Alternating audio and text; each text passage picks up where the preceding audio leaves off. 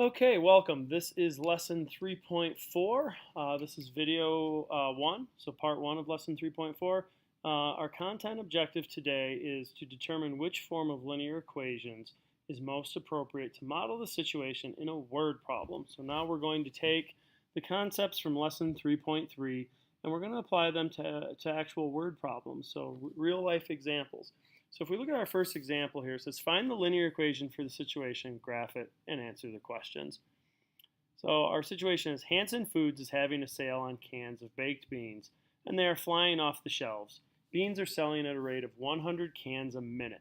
An hour into the sale, Hanson had only 1,000 cans left in inventory. Model the number of cans in inventory over time. So let's talk about information that we know. Well, we've got this. They're selling at a rate of 100 cans a minute. Notice the word rate. When we see the word rate, we have to immediately think slope, okay?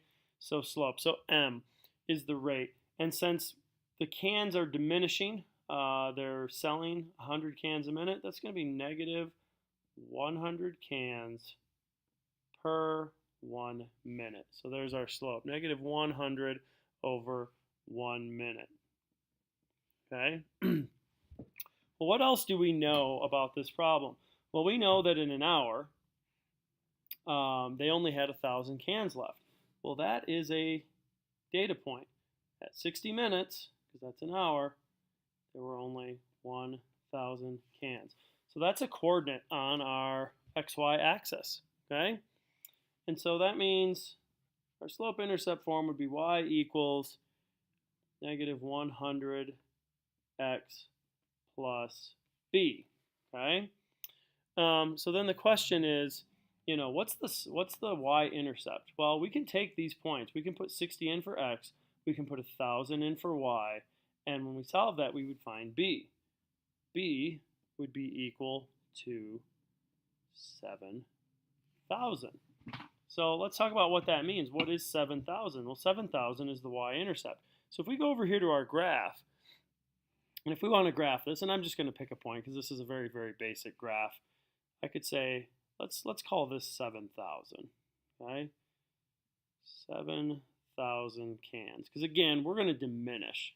This is only going to continue to go downward from here. So we know that when x is 0, the y-intercept is 7,000. So how many cans were there at the start of the sale? Well, there were 7,000 at the beginning, because that would be the y-intercept. So the next question is, when will they have no cans left? Well, no cans left means that all these cans would diminish down to 0. So y would have to be 0 and x will be some number. So we can simply go back to our slope-intercept equation. We can put in 0 for y, and when we solve and put in 7,000 for b, and when we solve for x, we would find that it would be 70 minutes. And that should make sense because after 60 minutes, we only had 1,000 cans left, and we were getting rid of cans at a rate of 100 cans a minute. Okay? And so now if we were to model this, let's say down here, let's see, this is 10, 20, 30, 40, 50, 60, 70. Let's suppose that this is 70 minutes here. So then when we graph it, it would be a nice line coming right down to that point. And that would be the graph of our line. Okay, let's do another example here. Try to speed this up a little bit. It says dive tables say that a human can stay at 60 feet, that's x, for 30 minutes. Why? So we've got distance, okay, height is our x coordinate, and the amount of time, 30 minutes, is y. At 80 feet, one can stay down for 20 minutes without risk of death. Assume the relationship on the tables is linear. So let's look at some information we've got. Well, one, we know that at 60 feet, they can stay down for 30 minutes. That is a data point. We also know that at 80 feet, they can stay down for 20 minutes. And that's another data point. What can we do with these data points? Well, we can find a slope. M equals, and let's see, I'm going to take one of the y's minus the other y over the x minus the other x. And I'll get negative 1/2 once I simplify it. Okay? So then that means slope-intercept equation would be y equals negative 1/2 x plus b. So then we want to know, what is the y-intercept? Does it really mean anything?